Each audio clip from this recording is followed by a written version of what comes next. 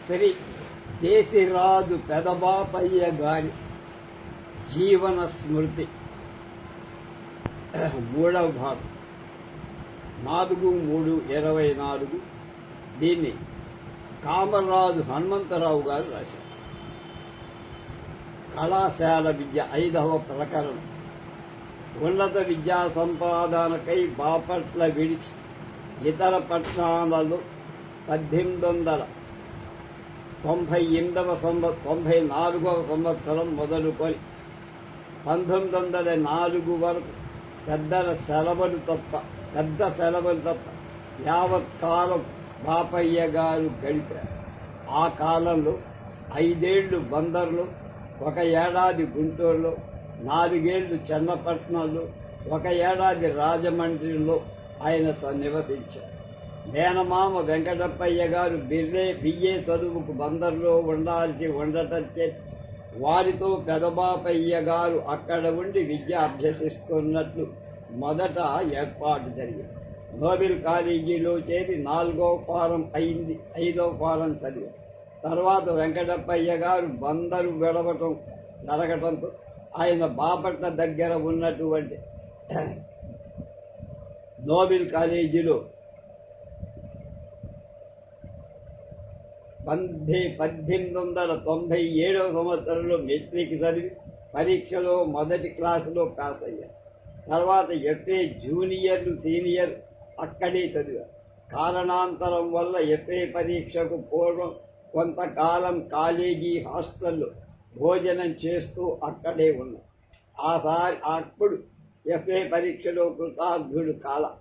స్వగృహంలో ఒక విధమైన పద్ధతిలో పెరిగిన వారు విద్య కోసం ఇతర గ్రామాలకు వెళ్ళి అక్కడ తగిన సౌకర్యాలు లేక ఆరోగ్యం చెడి చదువు సాగక పరీక్షలలో తప్పిపోవటం మనకు సామాన్యంగా తెలుసు. విద్య నేర్పడానికి మన దేశమంతా ఆటంకాలు. పెదబాపయ్య గారు కూడా ఇటువంటి కష్టాలకు లోనవుతూ చదువులో కొంత వెనకబడవలసిన వచ్చిన వారు. కానీ ఆయన మిగుల పట్టుదల కలవాడవటం చేత తాను చదవదలిచిన విద్యనంతా చదవటం ప్రారంభించి FA తప్పిపోయిన తర్వాత ఆయన బందర్లో ఉండటానికి ఇష్టపడక మెడ్రాస్ వెళ్ళి క్రిస్టియన్ కాలేజీలో ప్రవేశించి చదివారు. 1900, 1901, 2, 3 ఈ 4 ఆయన చెన్నపట్నంలో విద్యనార్జిస్తూ గడిపిన కాలం. మొదటి ఏడాదిలో FA పరీక్ష, తర్వాత 2 సంవత్సరాల్లో BA, ఆ తర్వాత BA తత్వశాస్త్రం చదివి మొదటి తరగతిలో ఫస్ట్ క్లాసులో పాస్ అయ్యారు. ప్రకృతి శాస్త్రం ఉపాధ్యాయ వృత్తికి మిక్కిలి ఉపయోగంగా ఉంటుందని తెలిసి మరొక ఏడాది అభ్యసించి అందులో కూడా డిగ్రీ సంపాదించారు. 1903వ సంవత్సరం ముగిసేటప్పటికి డబుల్ గ్రాడ్యుయేట్ అంటే 2 శాస్త్రాలలో పట్టభద్రుడయ్యారు.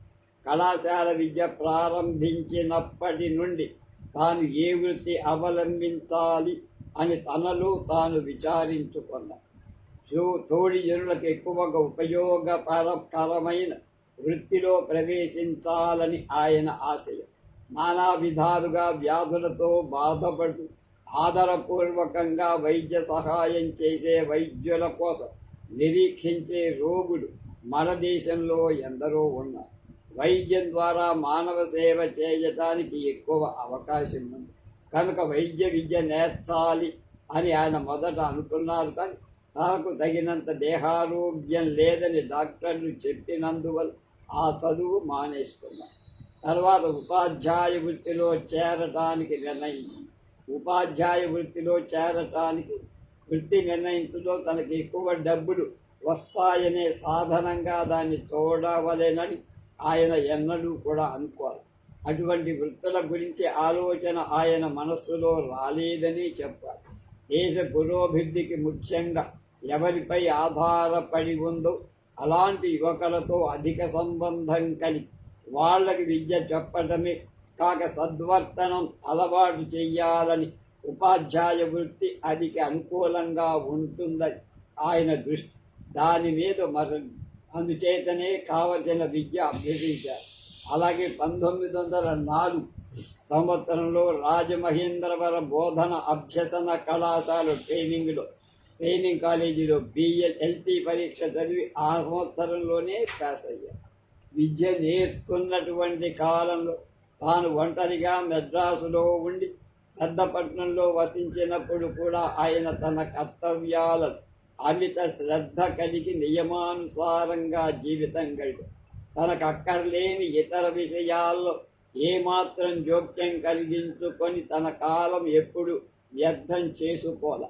తన కాలం ఒక క్రమ పద్ధతిని వినియోగించుకు ఏ వేళకు ఏ పనులు చేయాలో నిర్ణయించుకుంటారో ఆయా వేళలు అవి తప్పక చేసేవారు. సంవత్సరం మొదటి రోజున ఎన్ని గంటలు చదువుతారు, సంవత్సరం చివరిలో కూడా పరీక్షకు అలాగే చదువుతూ ఉండేవారు. పరీక్ష దగ్గరకు వస్తుందని ఆతురతో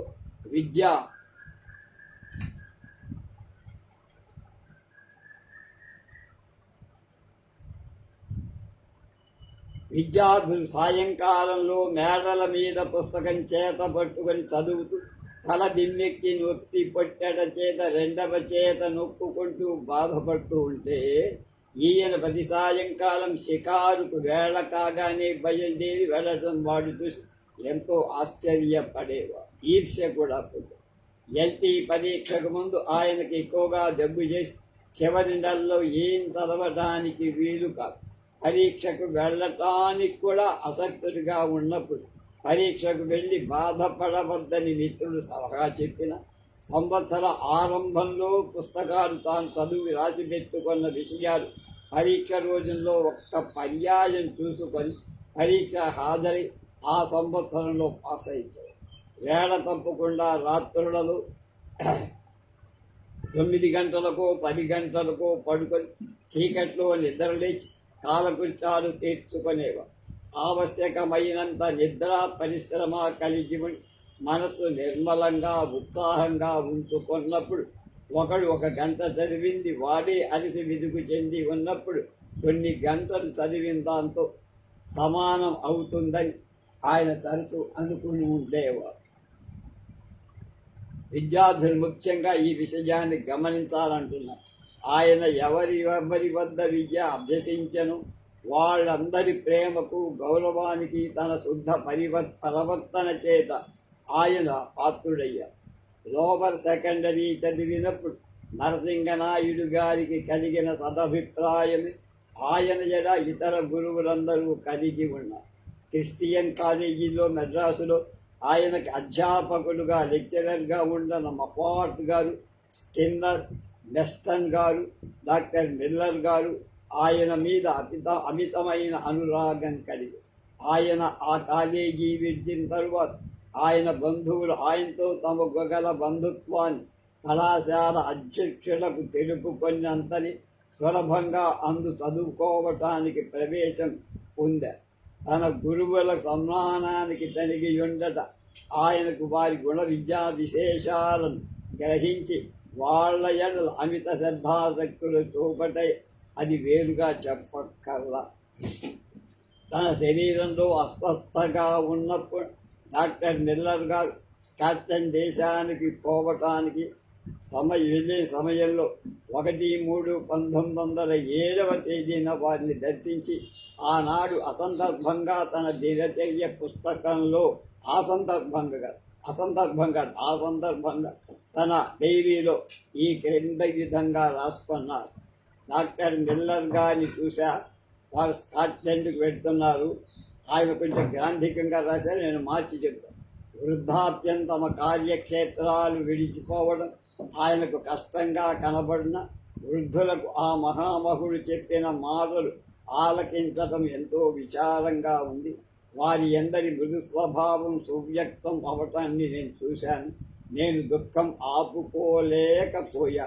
యథార్థమైన మహాపురుషులను ఎవరు భాగ్యం ఎరిగేటువంటి వాళ్ళని గురించి తెలుసుకునే భాగ్యం నాకు ప్రసాదించినందు ఈశ్వరుడికి ధన్యవాదాలు. ఎడబాపయ్య గారు తమ గురువుల ఎడ ఇట్లాంటి సదభిప్రాయాన్ని కలిగి ఉండటం వల్ల ఆయన వారి మందలను పాత్రులవుతూనే కాక వారి నుండి గ్రహించాల్సిన అన్ని మంచి విషయాలు గ్రహించి తమ బుద్ధిని వికసింపచేసుకున్నారు. ఆయన పూర్వాచారాల్లో మొదటి నుండి దృఢ విశ్వాసం కలిగి వాటిని హృదయపూర్వకంగా అనుసరిస్తూ ఉండేవారు. కానీ తమ గురువులు తెలిపిన అభిప్రాయాలు ఎంత ఉత్కృష్టారైనా విచక్షణ చేయకుండా ఎప్పుడూ స్వీకరించలేదు. స్వకీయాలైన విశ్వాసాలు లేని వారు తాము ఎవరిని అనుసరించి జీవిస్తారు వారిలాగా అంధప్రాయంగా మారిపోరు. పెదపాపయ్య గారు అలాంటి తెగకు చెందిన వారు. మొదటి నుండి ఆయన తన వ్యక్తిత్వం కాపాడుకుంటూనే ఉన్నారు. వల్లూరి నరసింగరాయుడు గారి వద్ద బాల్యంలో, సర్ డాక్టర్ రఘుపతి వెంకటరత్నం గారి వద్ద, ప్రస్తుతం పిఠాపురం రాజా గారి కళాశాల ప్రిన్సిపాలుగా ఉన్న డాక్టర్ వేమూరి రామకృష్ణరావు గారి వద్ద కొంత వయసు వచ్చినప్పుడు విద్యను అభ్యసించటం తటస్థించి వారి యందు భక్తి శ్రద్ధలు కలిగి ఉన్న వారి యొక్క బ్రహ్మ సమాజ అభిప్రాయాలు మాత్రం స్వీకరించి ఉండాలి.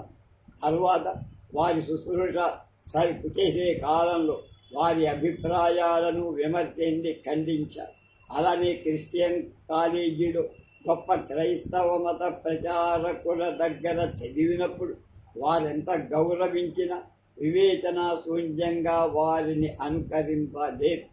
తనకు భక్తి భాజనులైన వారు భిన్న మత అవలంబకులైన వారంతా అంగీకరించదారని పద్ధతులు కలిగి ఉన్న వాళ్ళని భక్తితో సన్మానించే స్వభావాలు ఉండటం చేత పెదమాపయ్య గారు వివిధ అభిప్రాయాలను పరిశీలిస్తూ సత్యాన్వేషణ చేయడానికి ఎక్కువ అవకాశాన్ని పొందారు. ఆయన పొందిన